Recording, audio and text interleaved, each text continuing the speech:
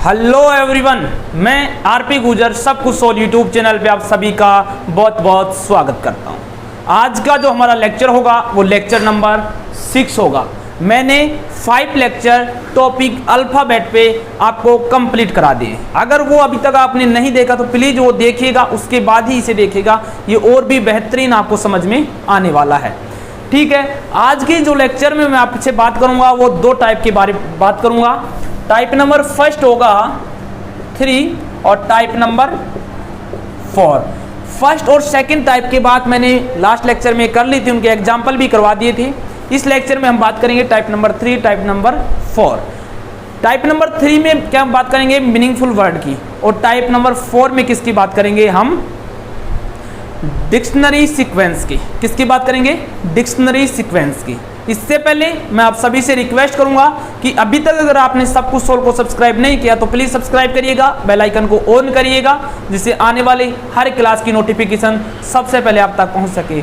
हम इस बैच में क्या चला रखे हैं? एसएससी, बैंक, रेलवे, पुलिस के लिए मैथ्स और रीजनिंग की रेगुलर क्लास दे रहे हैं। मैथ्स के लिए मयंक सर हैं,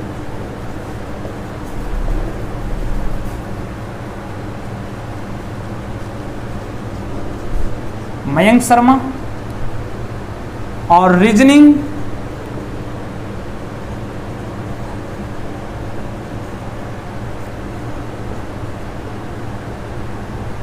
मैं पढ़ाता हूं। तो इन दोनों क्लासों को आप आसानी से देख सकते हो। कंप्लीट यहां पर आपको कराया जाएगा और बहुत ही अच्छे तरह से कराया जाएगा। ठीक है, तो चलिए मैं अपना टाइम वेस्ट किए बिना पहले टॉपिक की स्टार्ट करता हूं, टाइप नंबर 3 की।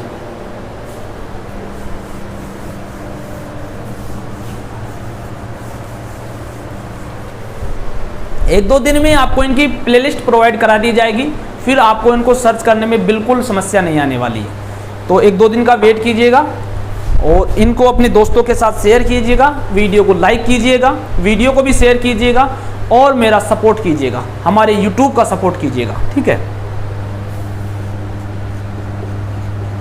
टाइप नंबर 3 में क्या बोलेंगे? मीनिंगफुल वर्ड के बारे में हमें बताना होगा। किसके बारे में? Meaningful word. हिंदी में अगर हम बात करें तो अर्थपूर्ण शब्द।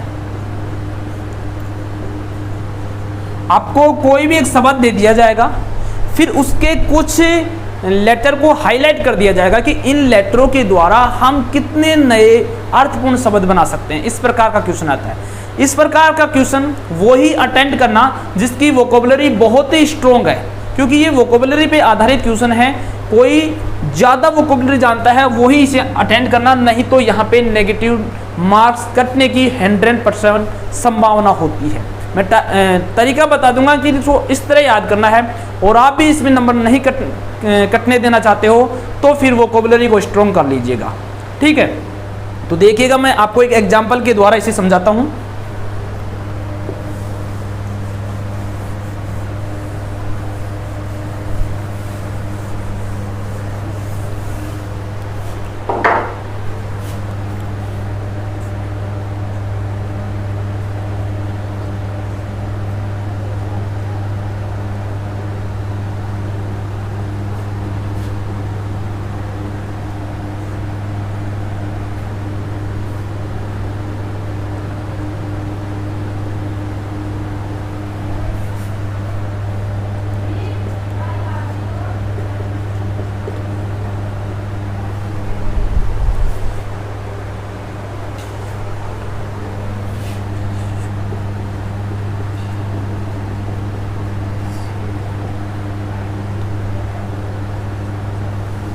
ये एग्जाम्पल है आपका के पहले, आखिरी, छठे और 8वें लेटर से।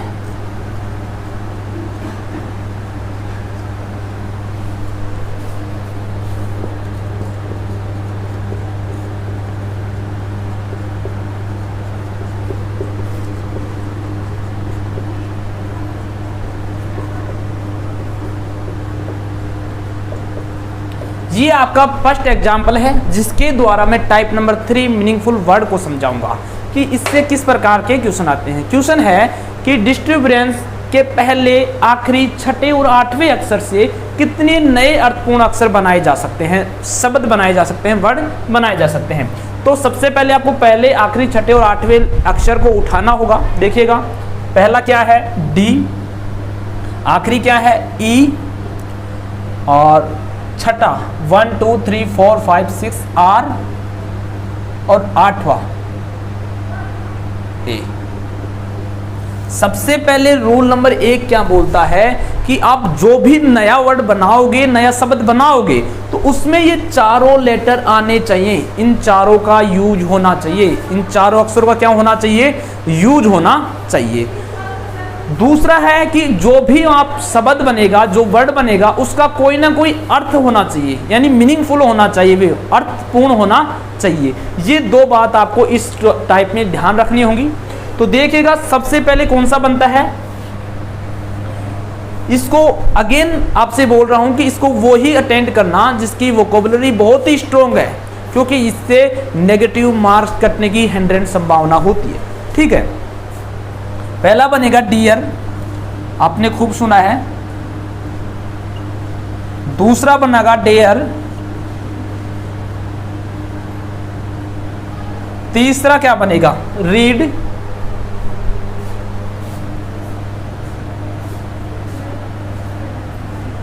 अब जो जितनी मीनिंग जानेगा, जो जितना स्पेलिंग जानेगा, वो उतना ही इसमें काउंट करेगा।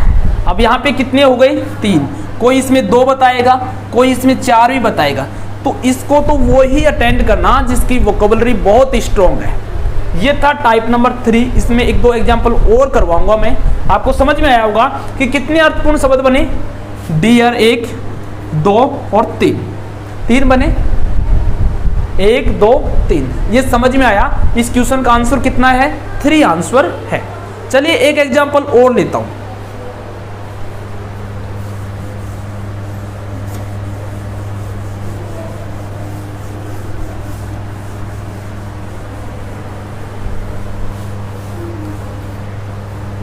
अभी तक अगर आपने 5 क्लास नहीं देखी, क्योंकि ये लेक्चर नंबर 6 है, 5 मैंने पहले कंप्लीट करा दी, तो प्लीज उन्हें देखिएगा। और ये टॉपिक एंड में है, कंप्लीट होने वाला है। इसके बाद में मैं जो कराने वाला हूं उस टॉपिक का नाम रहेगा कोडिंग डिकोडिंग, कोडिंग डिकोडिंग। इस टॉपिक को कराऊंगा। ठीक है, इस पे आप जो अब ये अल्फ़ाबेट चल रहा है, इस पे बहुत सारे एग्जाम्पल करिएगा। कोई भी समस्या है तो कमेंट में बताइएगा, मैं फिर आपको सॉल्व करवाऊंगा। दूसरा एग्जाम्पल क्या है, एग्जामिनेशन। दूसरा वर्ड क्या है, एग्जामिनेशन। देखिएगा,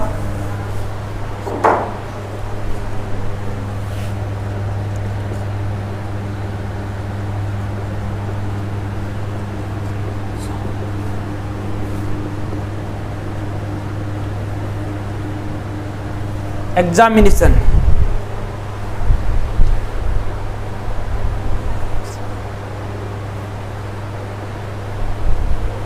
ये शब्द है। और इससे कौन कौन सा बोल रहा है, पहले, तीसरे, चौथे, छठे अक्षर से, पहले, तीसरे, चौथे,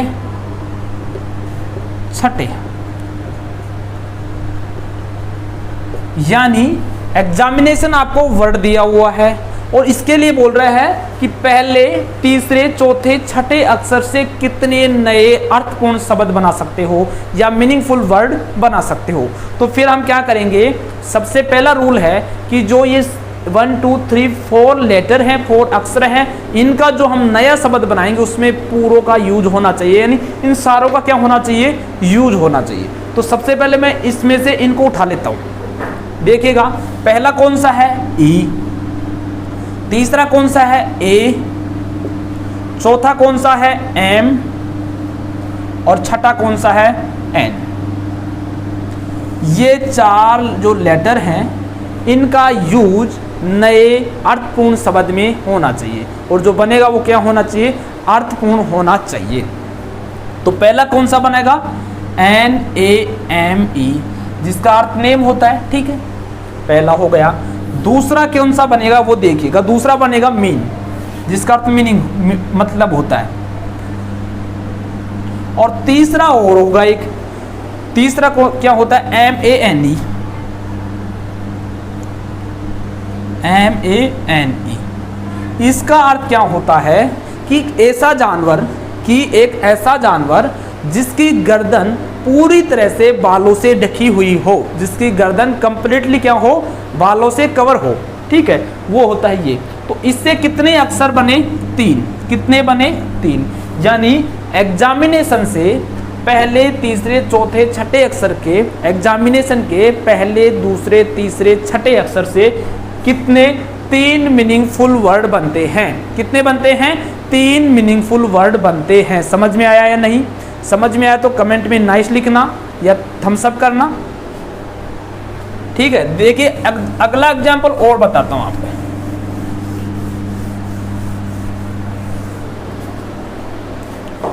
अगला एग्जाम्पल क्या है कि दिए गए विकल्पों में वह शब्द ढूंढिए जो निम्नलिखित अक्षरों से नहीं बना जा सकता है। यानी आपको ऑप्शन दे रखे हैं A, B, C, D। ए में क्या लिखा हुआ है, ग्राफ। बी में क्या लिखा हुआ है,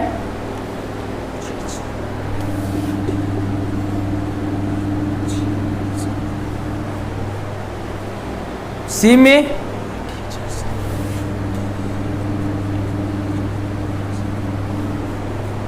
और डी में ग्रेट।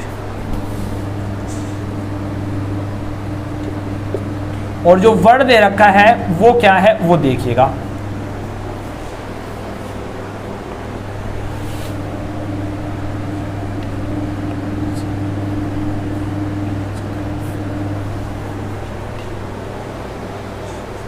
ऑटोग्राफ, यानी आपको एक ऑटोग्राफ वर्ड दे रखा है और बोल रखा है कि इन ऑप्शन में वह ऑप्शन ढूंढिएगा जो इससे नहीं बनाया जा सकता है, इस वर्ड का यूज करके नहीं बनाया जा सकता है।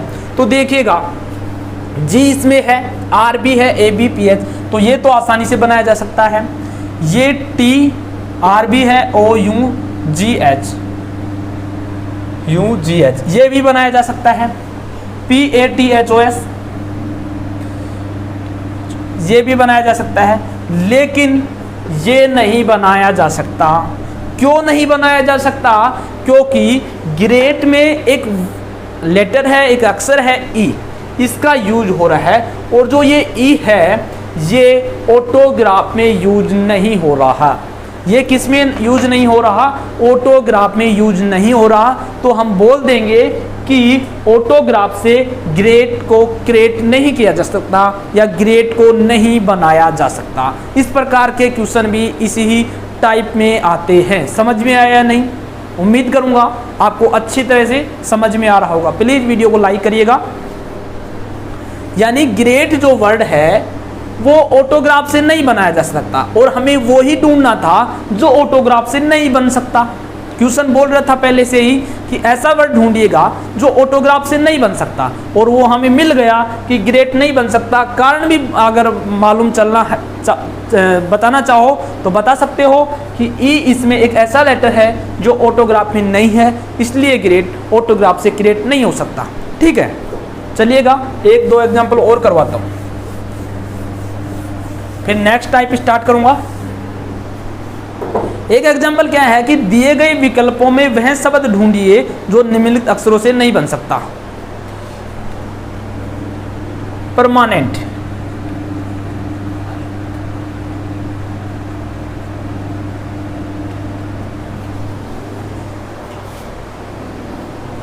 ये तो हमें क्या दे रखा है? वर्ड दे रखा है, और ऑप्शन क्या दे रखा है वो देखिएगा। ये वर्ड दे रखा है, ऑप्शन क्या दे रखा है वो देखिएगा। ऑप्शन दे रखा है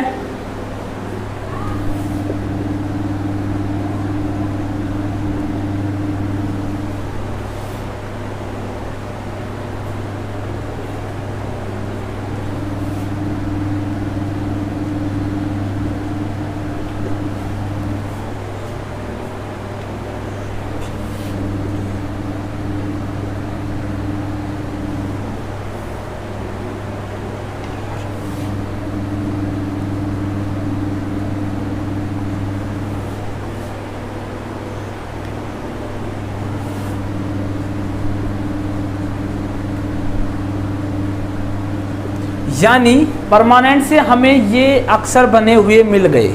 अब इसमें हमें उसको छांटना होगा, उसको ढूंढना होगा जो इससे नहीं बनाया जा सकता। तो देखिएगा, आर इसमें है, ई भी है, एम भी है, एन भी है, ए भी है, एन भी है, टी भी, ये तो आसानी से बनाया जा सकता है। टी इसमें है पहले से, आर भी है, ए एम पी भी है, ये भी बनाया जा सकता है। एम है, ई है, एन टी, ओ इसमें कहीं आपको नज़र नहीं आ रहा, तो ये नहीं बनाया जा सकता। आगे आपको चेक करने की कोई ज़रूरत नहीं, क्योंकि अगर आप आगे चेक करोगे तो आपका कुछ टाइम वेस्ट होगा, और टाइम ही इम्पोर्टेंट है एग्जाम में। अगर आप एसएससी का एग्जाम दे रहे हो तो वहाँ पे टाइम का एक महत्वपूर्ण योगदान होता है, ठीक है। तो आप आगे मत चेक करना, आपको मिल गया कि ओ इसमें परमानेंट में नहीं है और ये वर्ड ओ से बन रहा है, तो ये गलत है, ये इससे नहीं बनाया जा सकता, और हमें वही वर्ड ढूंढना है जो परमानेंट से नहीं बन रहा, ठीक है। यहाँ तक अगर आपको कोई भी समस्या है तो कमेंट में प्लीज़ ज़रूर बताना, और मैं वो आपको दोबारा से रिपीट कर दूंगा, ठीक है। अब टाइप नंबर 4 की स्टार्टिंग करते हैं।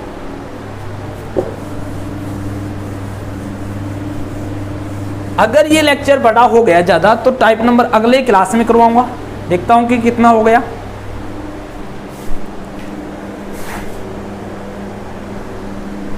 ठीक है, इसी में करवा देता हूं, ठीक है। इसी में हम कराते हैं टाइप नंबर 4।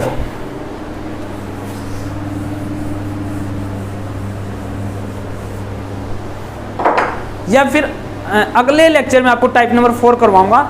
आज का लेक्चर इतना ही होगा। अगर ये लेक्चर में आपको कंप्लीट समझ में आया तो please again I request to subscribe the channel, press the bell icon and share the video, like the video and support the channel. Thank you, bye bye.